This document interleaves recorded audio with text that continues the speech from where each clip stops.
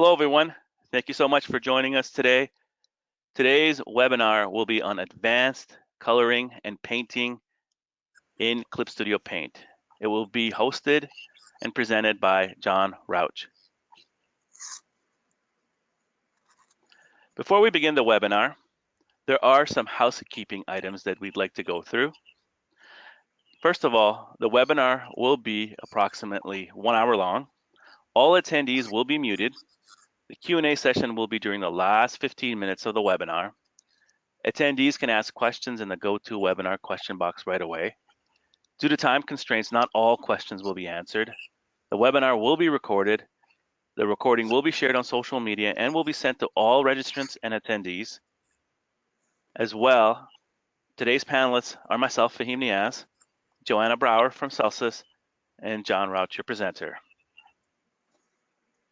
For those of you who are joining us for the very first time and have never heard of Clip Studio Paint, Clip Studio Paint is your all-in-one solution for stunning, ready-to-publish illustrations, comics, manga, and animations. To learn more, please visit us at www.clipstudio.net/en or at graphicsly.com. And with that, we'd like to pass the reins of the webinar over to John, who will begin his presentation.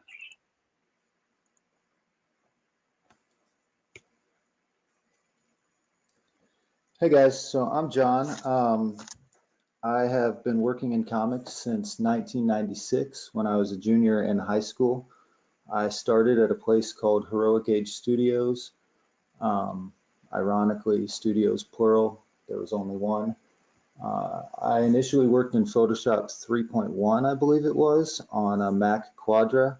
So I'm a Photoshop kid from way back. Before that, it was a little bit of Prismacolor pencil and MS Paint, that kind of thing.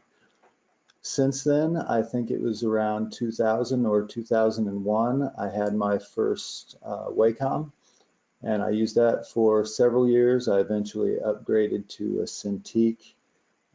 Currently, I typically color on an iPad Pro 12.9 inch, but today I'm on a Wacom Mobile Studio Pro of a friend's, and it's working pretty well. You can see I have my tools set up now. This is not the way it comes out of the box. I basically closed everything I'm not going to use and put just the stuff that I need for coloring out. So if you're looking for a fairly minimalist setup or as close to it as you can get, maybe note some of that stuff. I'm sure you can make improvements that go along with your workflow. Anyway, getting started though, so I thought I'd talk about this worksheet that I've created. Essentially, before I was even contacted about doing this webinar, I had been working on a worksheet that I'm going to be disseminating as instructional material at some point, where I kind of took inspiration from the Marvel universe, especially the most recent movies where they fight Thanos and all that. And I just decided to make some characters that kind of teach the principles I want to teach here. So right off the bat, before we get into that, I'm going to show some basic tools we'll be using. The G-pen, the wand, and the bucket specifically. If you've ever done flats in Clip Studio, you may be familiar with these. If not, I'll show you some of the relevant stuff. So right off the bat, P on the keyboard will switch you between the G-pen and the pencil. We'll choose the G-pen here. Over here on the G-pen, I don't know if you can see my cursor, hopefully you can, there's anti-aliasing. I like to choose none, the hardest edge possible. If I switch to the wand, which is W, I can click this little tool guy here, the wrench, and under anti-aliasing, I can make sure that is selected off as well. And the paint bucket, I don't think that has a keyboard command, but you can go to that and also make sure anti-aliasing is off right there. Sometimes it'll come with area scaling or this multiple referring layers thing. Those are really useful. I'm not going to get into them immediately right now, and as much as I can avoid it, I'm not going to make this super technical about how Clip Studio works. It's going to be mostly about coloring. So the three tools here that we have, and I'll switch over to my notes file so I can demonstrate them. The G pen is what I'm going to use to make solid lines. So you can draw anything you want with that. If you zoom in real close, you can see that stair-steppy edge there.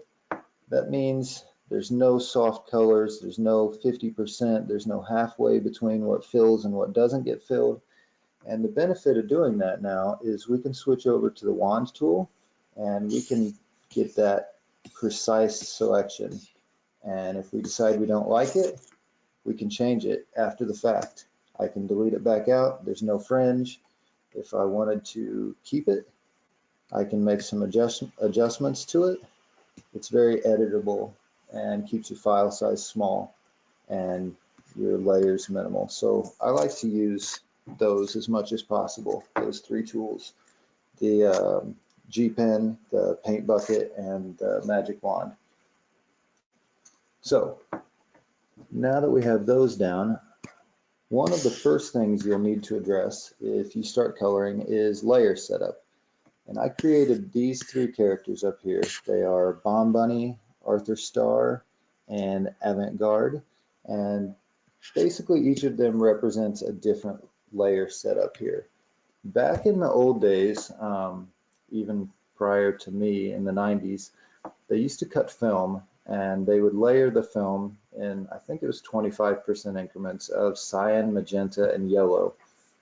And then the K plate, which would be the black film, would just be for the line art, preferably. That would be 100% black, and you try not to use black anywhere else. And that was how they printed it. After things went digitally, there was kind of an interpretation of that where we had to do the same thing on screen or something similar to it. Back in the old days, the Photoshop 3 days, what we would do is use an alpha channel to house the line drawing while we color in the CMYK or the RGB layer. And then at the end, you could load that channel, you could fill it into your final, and you just have one single flattened image with lines on it. So this Arthur Starr guy that I've got, he kind of represents that old school style. So let me get down and manipulate his layers here. You can see if I turn off these lines, you can see exactly what's underneath them. There's the color information, and then the line information is stacked right on top of it.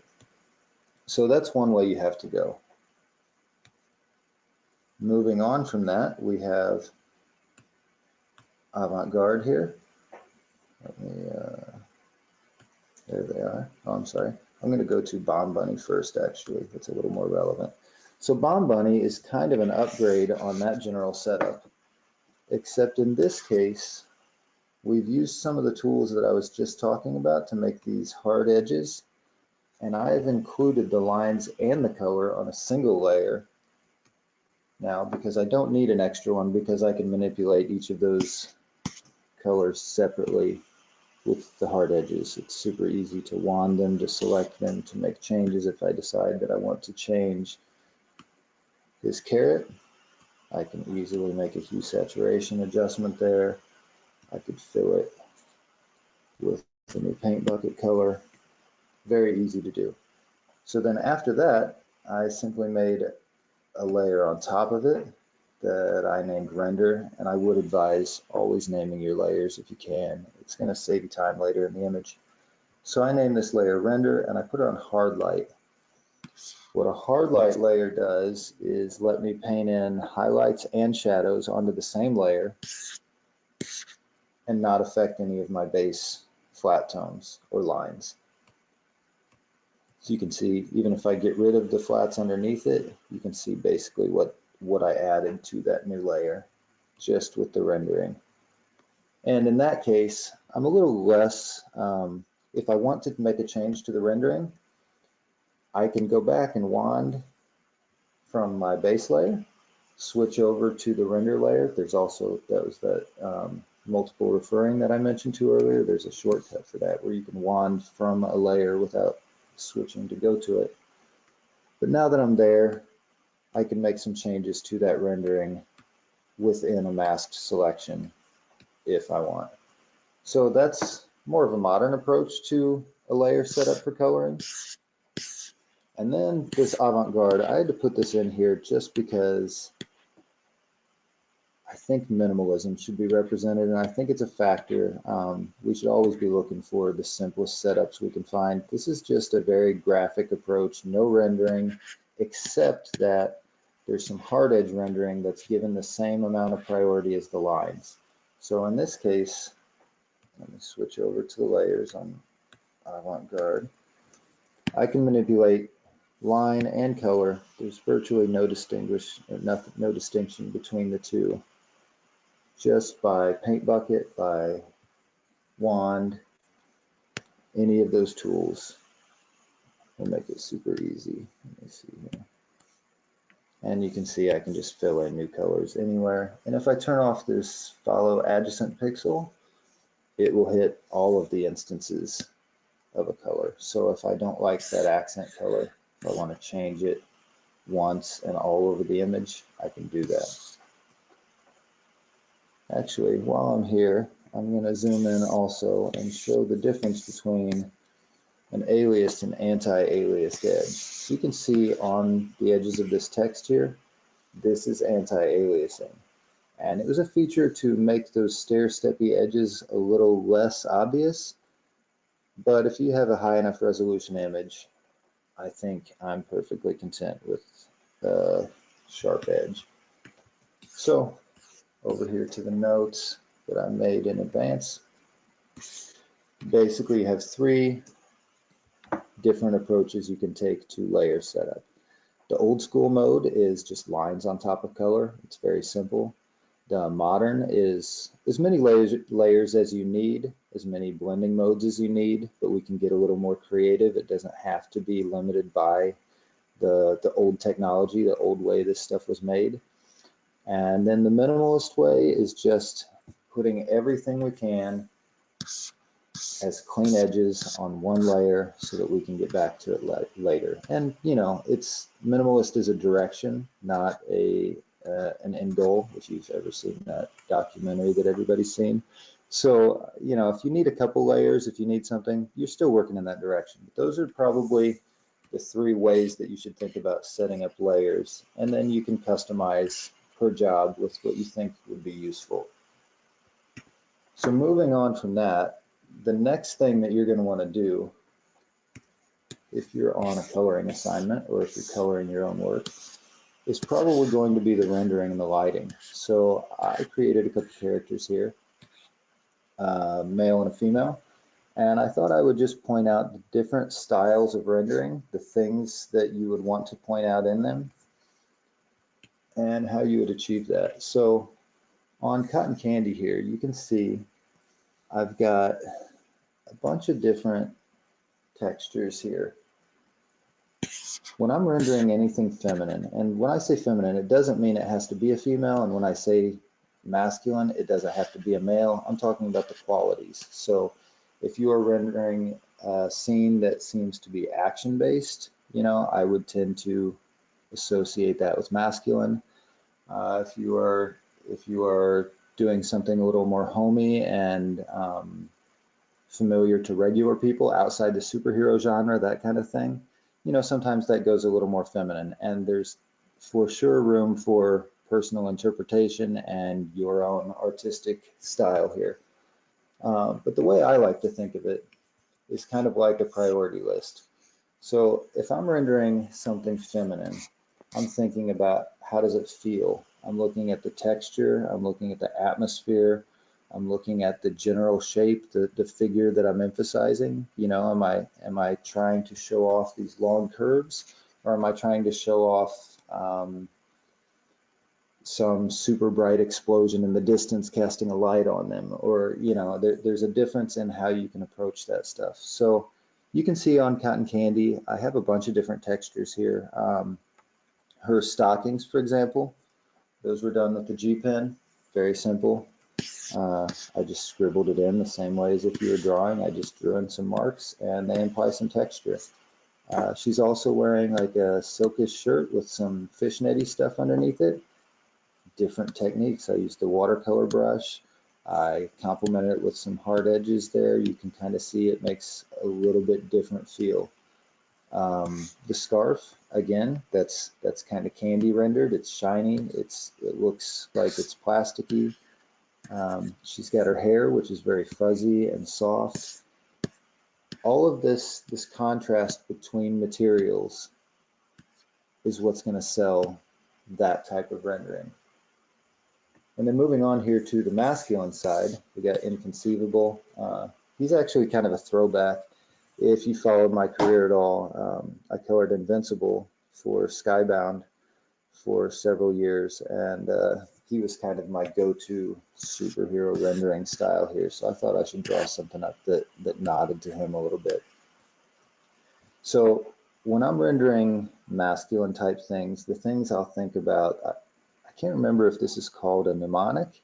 You remember in grade school when they were teaching you these little devices to remember a rule set? The one I like for this kind of superhero rendering is divide and conquer. And I like to think, if the lines at all support it, if I'm not fighting what's there, I love it when I can divide the main figure into somewhat equal areas of light and shadow. And I think the play creates a really interesting conflict. It creates some drama. It definitely fills out the space, the 3D space in the viewer's head, so they can kind of get an idea. As light hits this, light also fills out what kind of shape it takes. So when you're rendering masculine things, you know, you're looking to create that drama and conflict between the light and the shadow. You're definitely looking to make sure all of the important details are popping here. I made a little joke in my notes about make them abs pop. But you get the idea. It's very detail oriented. It's very shape oriented. And the female rendering is a whole lot more about how things feel. It's a whole lot more atmospheric. And you can see even down to the tools I used here. I've got this hard edge rim light on the guy, got this soft edge one on the girl, and you can mix and match that, but it gives you a general idea how you can go in either direction. Moving on from that, I've got a couple characters here, Brick Mason and the Unchewable Hunk. Oh no, I did that thing where I rotated the screen. You guys are going to have to deal with me where I rotate it all the way back around, because I haven't yet learned the other way to do this yet.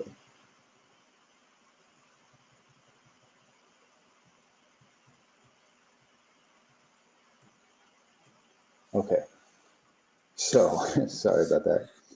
Brick Mason and Unchewable Hunk. So these guys are kind of two sides of the same coin in coloring. On one side, you've got the, you know, sometimes you get an assignment and you'll have an artist that's super structured. They're building their images. It's composition first. They're focusing on overall form and shape and the planes. And then they're dividing that up and adding character and detail and texture. And you can tell that there was a process, there was a structure, that every line on the page is there to indicate a real 3D form that could exist in 3D space and work. Unchewable Hunk, on the other hand, this is, maybe imagine your favorite 90s artist, right? He's got a lot of style. He does some great stuff with inks. It's super clever. But maybe he just drew that right on the page without any structural lines, any support. So we're going to go through how to handle both of those kinds of styles, drawing styles, and the lessons we can bring out of it. So if I was coloring one of those more structured artists, the types of things I'm going to be thinking about, I want to think hierarchically, first of all. I want to follow a similar thought process to the artist that created it. That way I can interpret what they're doing and emphasize it well. So first off, I'm going to be thinking about structural and composition related things. If there's anything I can do with color choice, with general contrast between the flat colors that's going to help sell the planes or the silhouettes of the image. Those are going to be my first choices. Second to that, I'm going to focus on bringing out the dimension to it, and I'm going to add light and shadow and fill it out in a 3D sets. Third step, and you could have a lot more steps than this. That's just the short list. But the third step is the detail. That's where I'm coming in, making all those little markings, you know, the little specular reflections, the scratch marks, the texture. That's where all that happens. And once you're on the same page and you can kind of recognize how the artist you're working with, or if it's you, that's even better, is making those decisions, then you can make your colors kind of coincide and you can do similar stuff at similar points in the process, which only helps sell the work. On the unchewable hunk, however, we're going the opposite direction with this guy. This guy, let me switch over because you might want to see the layers on him.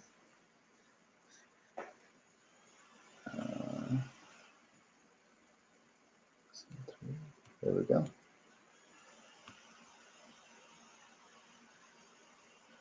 So you can see on him, I've got this base layer, and it's fairly flat. It doesn't have a lot of shape to it.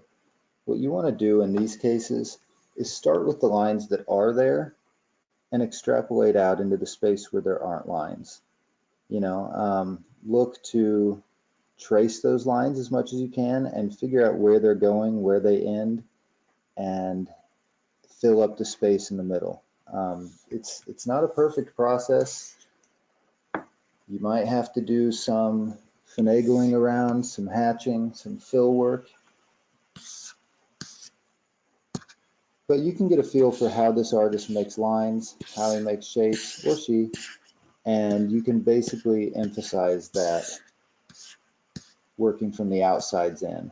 Working from, rather than a mid-tone out, you would start adding shadows, adding highlights, and then filling in that middle ground.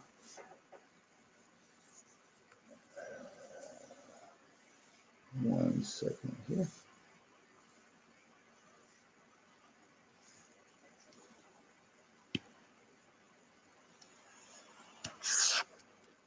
Okay, so moving on from there, the next guys I have on here, got this bottom row. We have Tracer and Ink Thinker.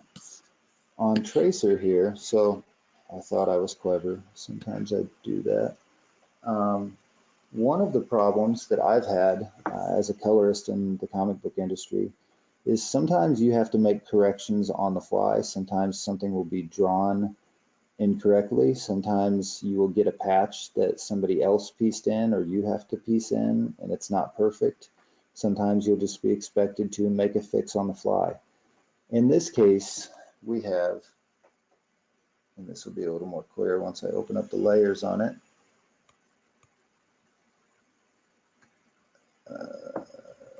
Lesson 4, Tracer. So in this case, you can see that I have the lines to this guy, and he had an arm drawn in at one point, and it's not there anymore. And what he has now, what was fixed here, looks like it was probably 2 left arms, like it was just pasted back in there, and we recognize that as a problem. So when I'm coloring that, I'm going to be looking for ways to draw attention away from that.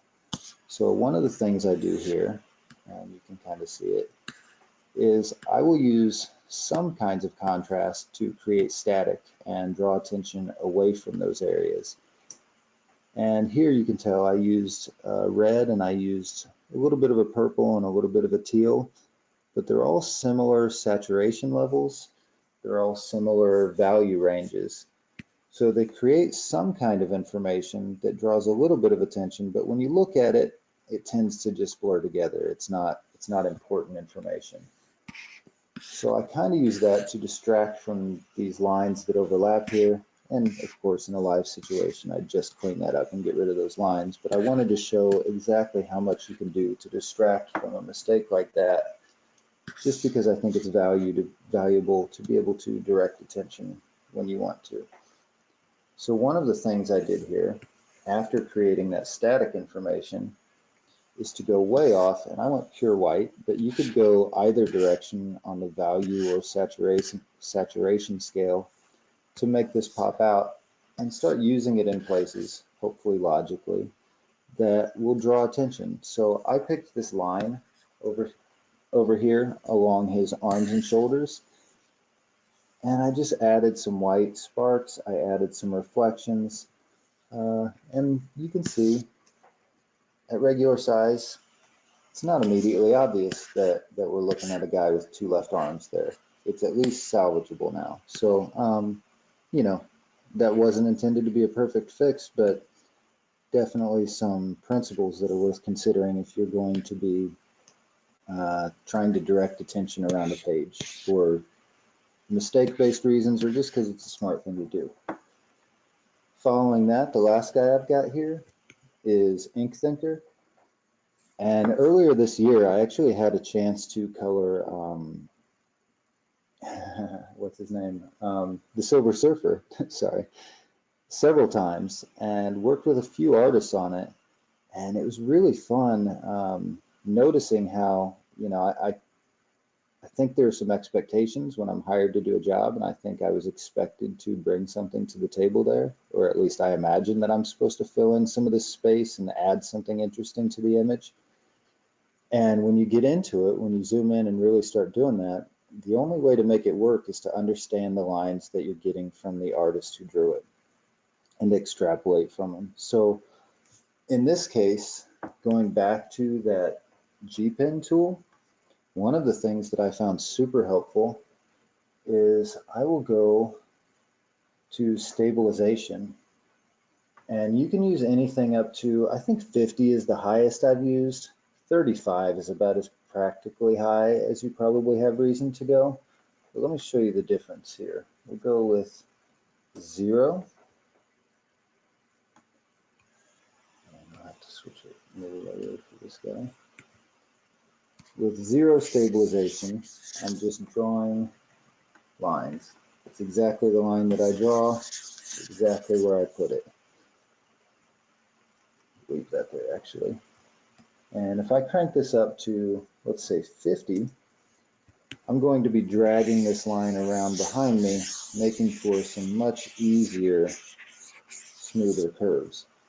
So that's your, you know, you don't need a French curve. You can make all that stuff up in here. It's super easy. That's how I did the initial drawing and how I brought out all of these little shapes inside here. And you can see they're just lines.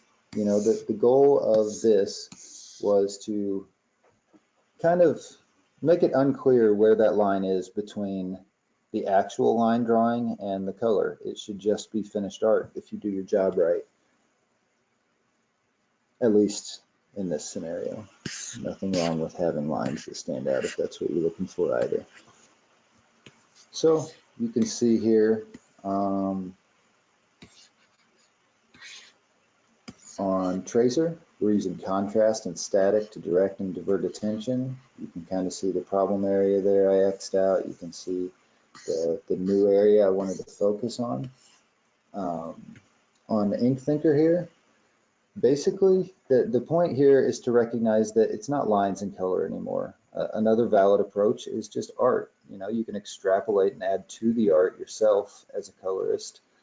You can kind of blur the distinction between the lines and color. And as you're doing this, you know, that you have some more options than a line artist may have. After you draw a line, you can change the color of it. After you pick that color you want, one of the things I like to do is I kind of think about my colors fractally a little bit. So for example, if I'm going to be using a red primarily, I could make my red markings, right?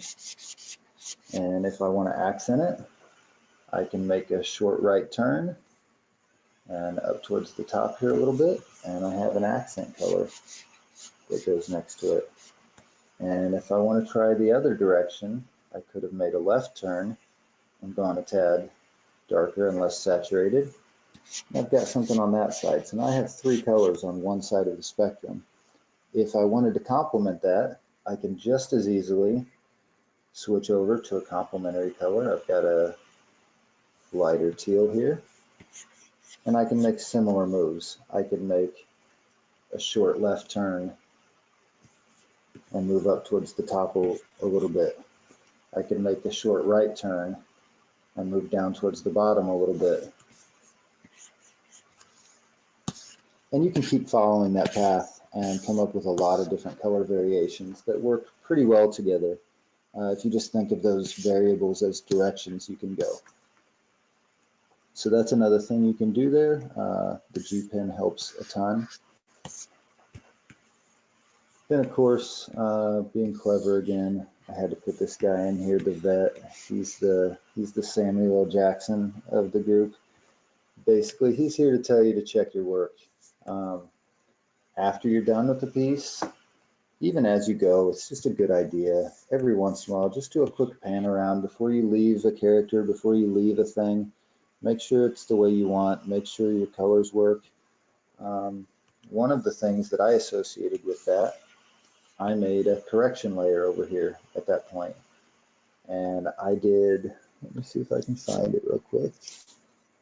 If you want to do this, you can go to Layer, New Correction Layer, Gradient Map, and you can pick any one of these.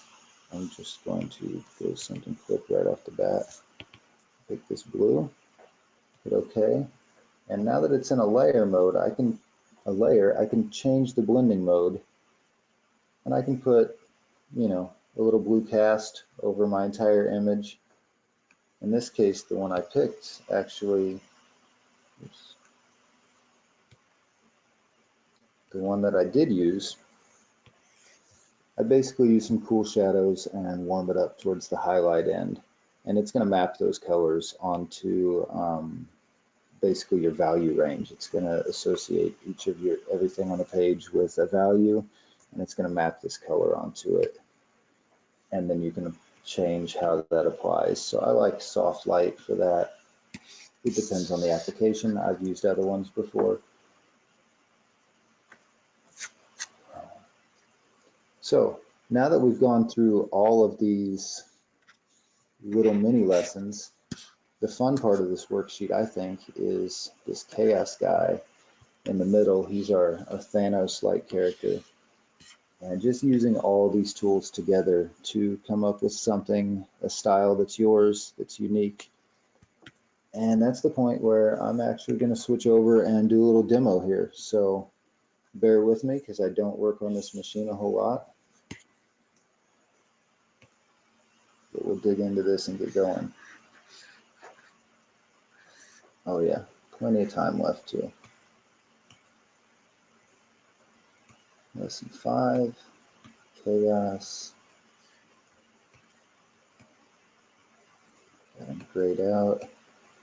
I've got some effects layers here. You can kind of intuit how they work. It's fairly simple. I would use hard light a lot.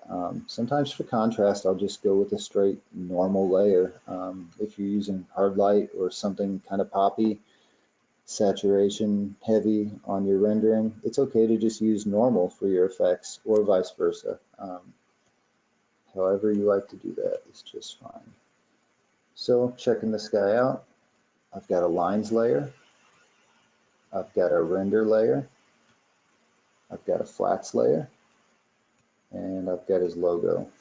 So we're going to go to the render layer, and I'm actually going to make a new one, new layer, and if I right click on it, I can select clip to layer below.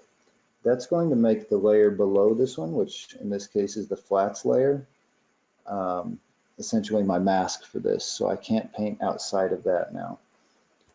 Another thing I'm going to do real quick is switch to my wand tool, and I'm going to do multiple referring layers, and I'm going to use this lighthouse option, and I'm going to turn that lighthouse on for the layer that I would like it to reference. So now from my blank layer, I can wand, select the flats, and paint directly into that area too, so I can be even more precise than the general mask. So we're going to pick, let's see, I'm going to pick, I don't like this whole area up here, right in here. So we're just going to redo that right on the fly here and see what happens. I will use the eraser tool real quick, and I'm going to go up to the layer where the rendering is. I'm just going to pull all of that back out.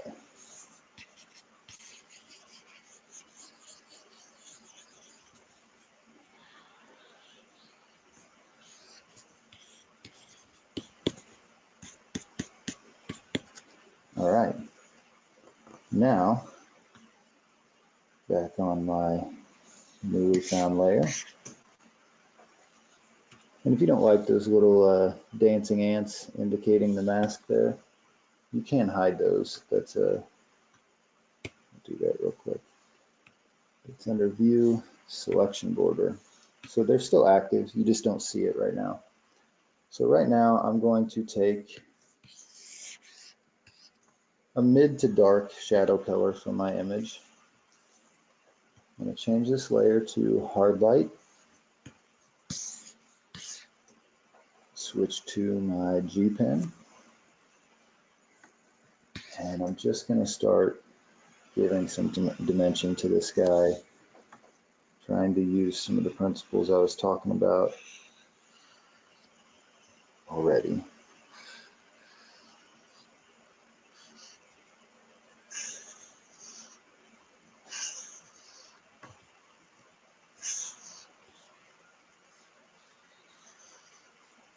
And you can see there's no fear of going outside of the lines here. It can't happen. I do still have my stabilization on way too high here. So I'll turn that back down. And you can also save those brushes really easily and save a keyboard command if you want. So that if you have a brush with specific settings that you'd like to get back to frequently and not have to change them one setting at a time, that is going to be available there.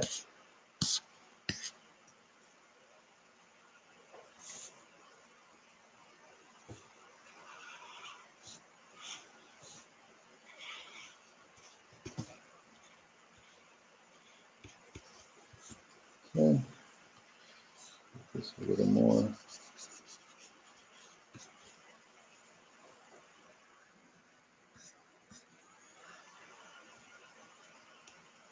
Now one more cool trick here. This is one of the things I really like about the G Pen, and I think I actually discovered it back in Photoshop with the pencil tool, which is essentially the equivalent over there, the Peter Parker version of this. You can click on this wrench here in your G Pen, go to Ink, and set this to background. And this is really neat because if you are on a transparent layer now, I'll switch my color up a little bit.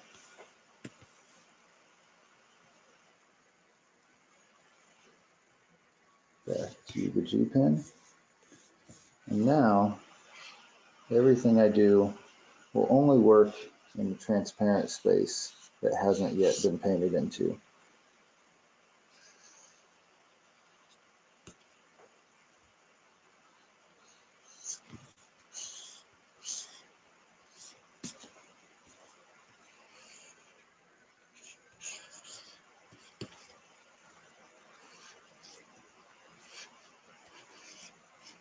You can see I'm staying fairly close to what exists in the lines here. You know, there are times you can be a little brave and add a lot more information. He's kind of front and center here with nothing casting big shadows on him or doing anything too crazy. So I'm just going to work with that and emphasize what's there. One of the things I like to tell myself when I'm coloring is that the thing is the thing. You know, that you can have lots of cool ideas. It doesn't mean they're not cool ideas, but if your idea doesn't emphasize the thing, whatever you were there for, it's not an idea worth pursuing.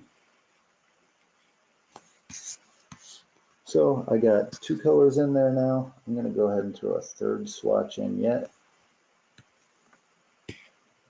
And I'll keep working towards the middle of this guy.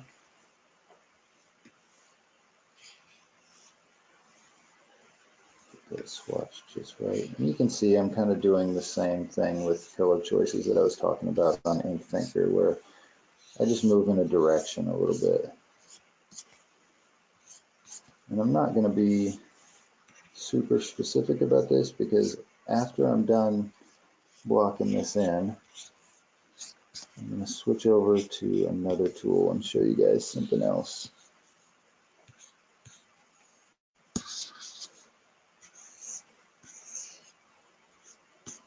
So the other tool that I would use in combination here is the watercolor brush, and I like it quite a bit. You can set your brush density to affect basically how much you're going to be doing on the page with each stroke, and it will also put in some of whatever color you have chosen on there, depending on pressure and your settings.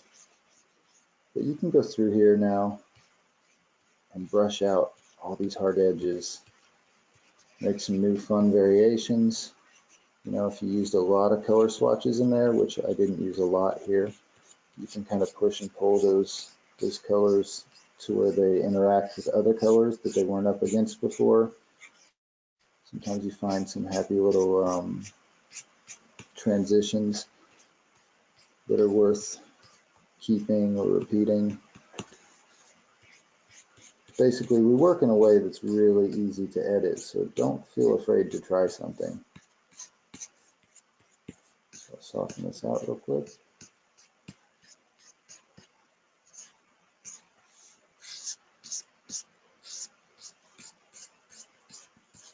And of course, I'm still paying attention to general lighting consistency and stuff like that. I'm not trying to contradict anything that's already there too much, but I am going a little bit quick with it.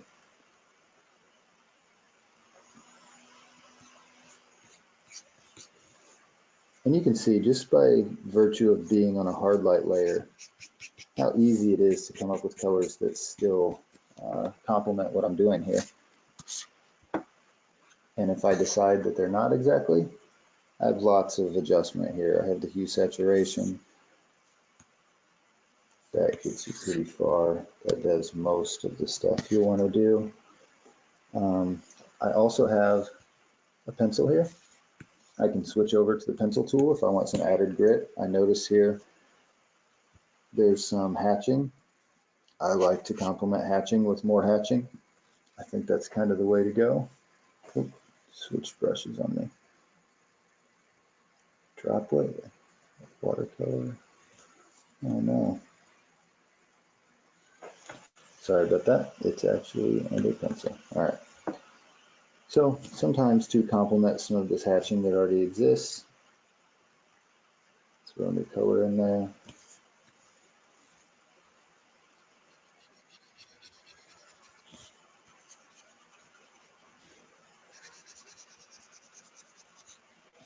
And just add some accents of my own here and there. And if they're a little too harsh, don't worry about it. You can brush them out. It's all really easy to do.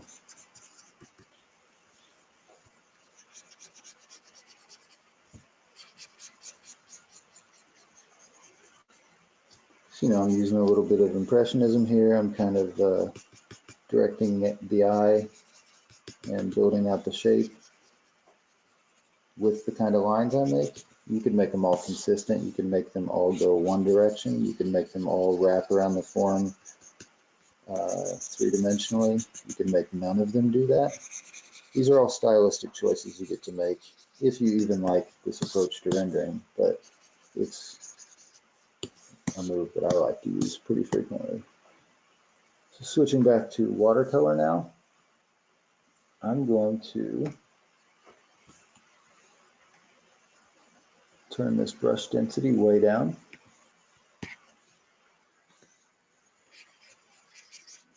Soften this up a little bit. See that? It can be as prominent or not as I like. And I could do another layer, either on this layer or literally create another layer, add stuff on top of that. I think what I'm going to do for now is add some highlights. Switch back to the pencil tool. I'm just going to go with straight up white, even though that's not a great way to go usually. Artistically, I've heard that said that you're not supposed to. Sometimes it just has the most punch, and sometimes it works in your scene. And if that is the case, you do you, and you make your art awesome, and don't worry about anybody. So I can do some more of these little squiggles. That's kind of the signature move I decided to go forward with. It's not the only way to go. You could hatch, you could trace contours, you could cross hatch. Lots of things you can do. And then I can go back to the watercolor and I can smooth it out in a positive sense like that. Or I can actually click the transparent swatch and use it like an eraser, but also smudges a little bit. So that's pretty handy.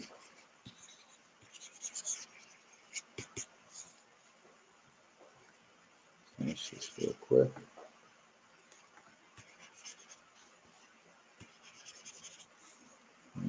What did I just do?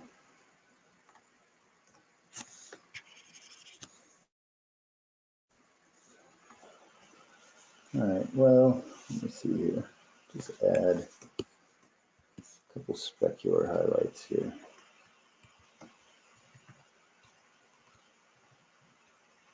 Give that some excitement.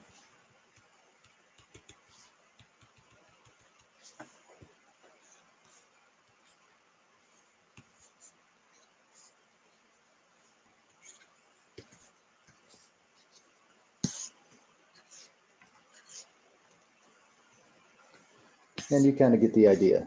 But that's basically how I color and paint in Clip Studio. Some of the principles I keep in mind, and a quick demo of this worksheet that I'm going to be debuting hopefully in the next month or two. So Fahim, did you want to take it back? I will take over from here, and we'll go into the questions for you that we got during the stream. Thank you very much so far.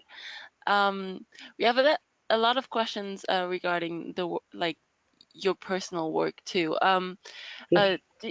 First of all, do you have any traditional schooling in art, or are you mostly self-taught? I made it through 2 years of art in high school, and I got my first job opportunity, and it didn't make sense to quit to go get educated in a thing I was already being paid for. And it actually has been kind of a long road since then, trying to acquire the same knowledge. But no, I don't have any education. It's all been just see a problem, fix the problem. Okay. What inspires you when drawing? When drawing, I feel very confident when I color. When I draw, I'm still looking for kind of mastery of that process and figuring out what it's supposed to be about. I refer to that saying I used before, the thing is the thing. When I'm drawing something, what is it I'm trying to capture in it? Is it just a human? Am I trying to capture a feeling, emotion? I think it helps to prioritize like that. So that's kind of the way I try to look at it, at least. Okay. So on the technical side, how do you choose the colors you use for shading? Yeah, so there's a lot of ways to do it. The one that resonates the most with me, I like hard light layers, because you can start with the implication in a hard light layer is that if you filled the entire layer with neutral gray, nothing would happen. It would look identical to whatever was underneath it.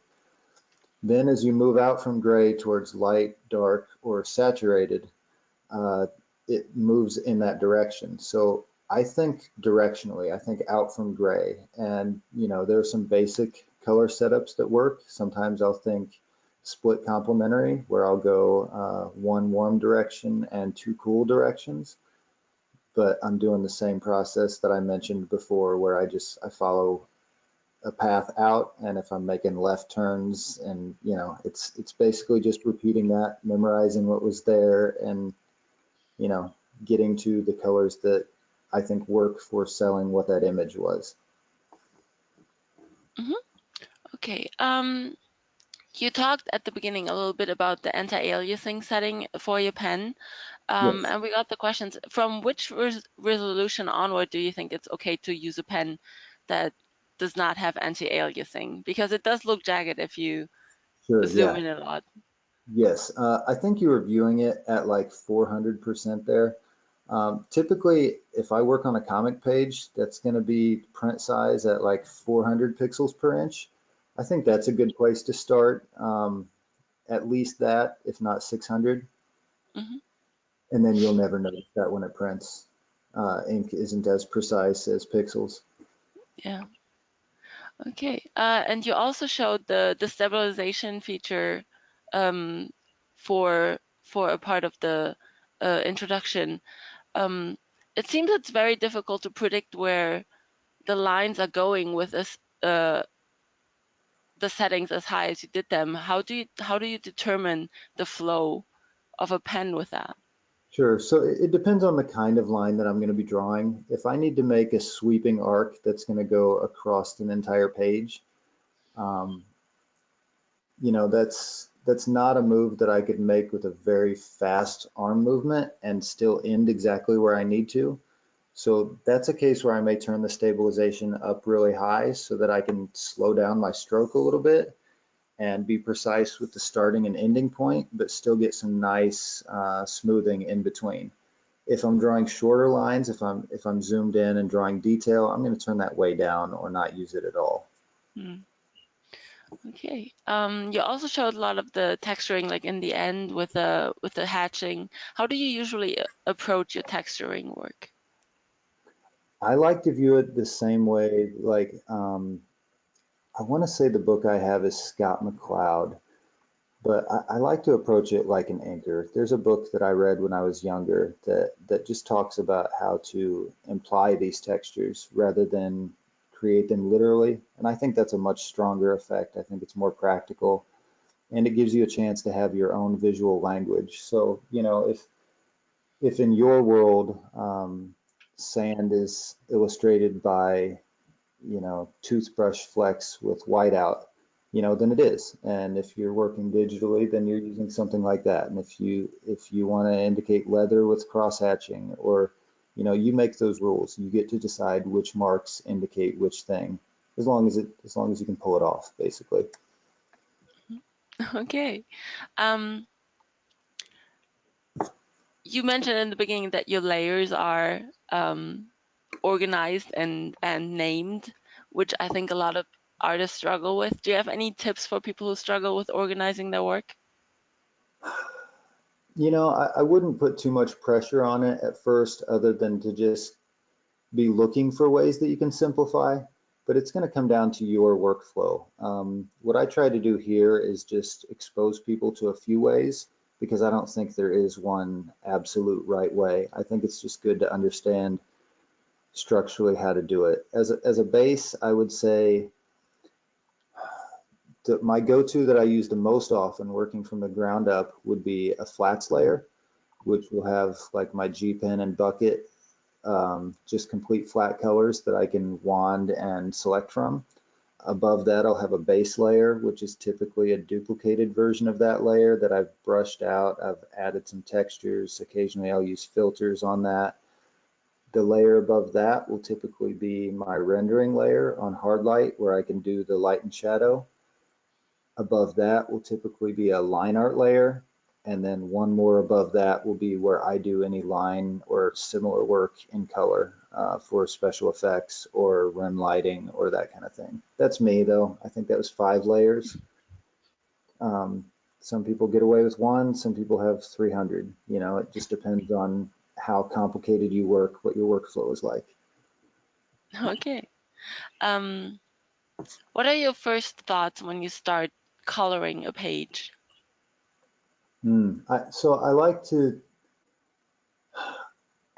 I think I prioritize more just being able to stare at a page and figure out what it's about now. I just like to look at it and, just try to figure out, if I didn't draw it, I want to be inside the head of the person who did. I want to know what was important to them, what was the number one idea they wanted to convey with this, what are the supporting facts, and I want to organize everything I do so that it tells the same story they're trying to tell.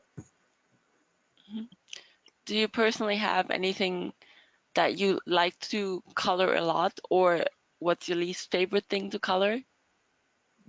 I think most of the stuff that I went over on the feminine rendering part is probably where I have the most fun. Not just because it's women. I like getting into the textures though. I like that contrast of material against material. I think that's probably the most fun for me, is being able to switch up the tools, switch up the look, and keep it all inside of an image and relating to the other stuff. Okay. You talked a little bit about the digital courses you were going to create. Can you repeat that and make any predictions on the plans of releasing a course in these types of techniques? Sure. So it took me a little while to make up this worksheet, and I still have a little bit to go on it, but it's mostly there. I do have probably about 100 hours of, I'm creating a chat bot who basically, if you want to work on this worksheet and learn these things, the chat bot will walk you through it conversationally. So I'm building that now. I hope to be done. 2 months would be the most that I could go without feeling bad about myself as a human for.